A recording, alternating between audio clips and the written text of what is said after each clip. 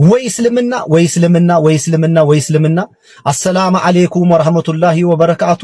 ሙስሊም ወንድምና እህቶች እንዲሁም ኢትዮጵያዊ ወገኖቻችን እንዴት ናችሁ? ሁሉ ሰላም ነው? እኔ ጋር ሁሉ ሰላም ነው አልহামዱሊላህ ረብል ዓለሚን። እኔ ዛሬ እስልምናን ከተቀበልኩ 8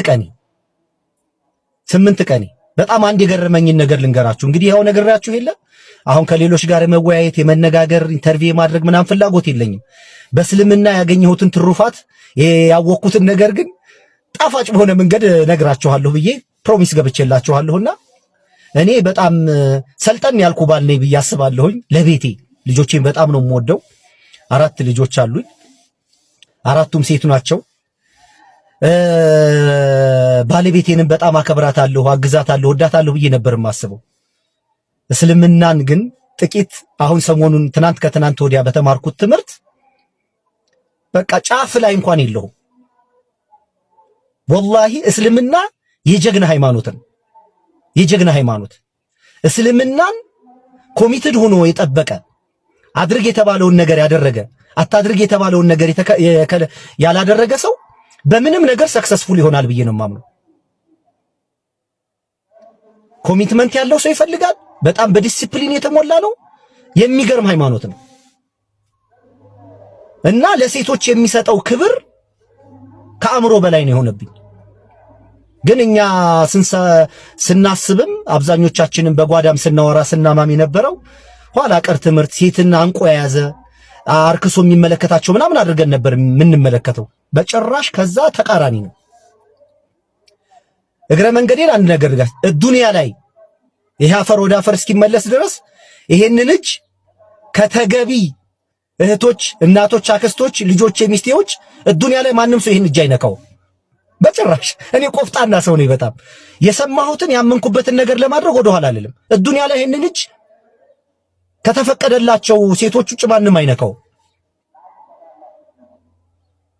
እና እስልምና ላይ ሴት ሙሽራ ነች። ታውቃላችሁ? ንግስት ማለት ነች። ንግስት አንድ በጣም ከገረመኝ ከተማርኩት ትምህርት ከአላህ ቃል አንድ ነገር ልንገራችሁ። አንድ ሴት ልጅ አርግዛ ወልዳ አምጣ ጡት እስክታስጥል ድረስ በመካከል ከሞተች ልክ እንደ አንድ ለእስልምና ዋጋ እንደከፈለች ተደርጎ ነው የሚቆጠረው።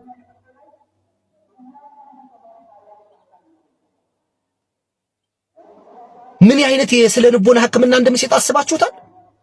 በምጥ መካከል ስታጠባ፣ ስታረግዝ፣ ስትወልድ፣ ስታሳድግ በዚህ መካከል ብትሞት ምን አይነት ክብር እንደሰጣት እስልምና አይታችኋል?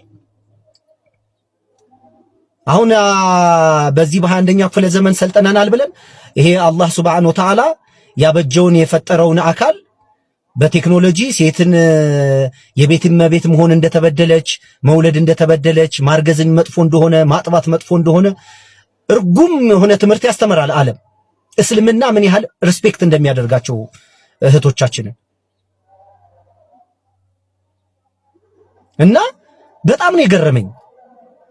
አሁን በዚህ 8 ቀን ውስጥ እየጠየቅኩም እያወቅኩም መስጊድ ውስጥም ከምሰማው ነገሮች በጣም እየተገረምኩ ነው፣ እየተዝናናሁ ነው፣ እየተደሰትኩ ነው። ይገርመኛል በጣም በቃ እና ወላሂ ነው የምላችሁ እስልምና የጀግና ሰው ሃይማኖት ነው።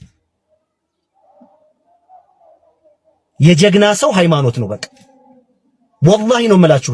እኔ ከልቤ ነው የማምንበትን ነገር ሳልዋሽ ሳልቀምም ኢሞሽኔን ሁሉ ነው የማጋባባችሁ። እና አንድ ምክር ልምከራችሁ፣ አጥኑ፣ ጠይቁ፣ ተመራመሩ። ዝም ብለን ፈዘን እንደዘዘን ከምንቀር በተለይ ደግሞ እንደኔ መንፈሳዊ ሆናችሁ ሶርስና ምንጭ አለ ብላችሁ የምታምኑ እግዚአብሔር ፈጣሪ አለ ግን አይመለክም አይካድም ማንነቱ በሁሉ ፍጥረት ስርዓት ውስጥ ተገልጧል ይኖራል ብላችሁ የምታምኑ ወንድምና እህቶች ጠይቁ፣ ተመራመሩ። ያ ሶርስና ምንጭ የምንለው አምላክ እውነተኛው አምላክ ኃያል አምላክ ከፍጥረት ጋር የማይስተካከል በማንም የማይመረመር በማንም የማይተነተን ራሱ ካልገለጠልህ በስተቀር ያ አባት ያ ሶርስ ያ አምላክ ያ ጌታ አላህ ሱብሓነሁ ወተዓላ ነው። ያ ነው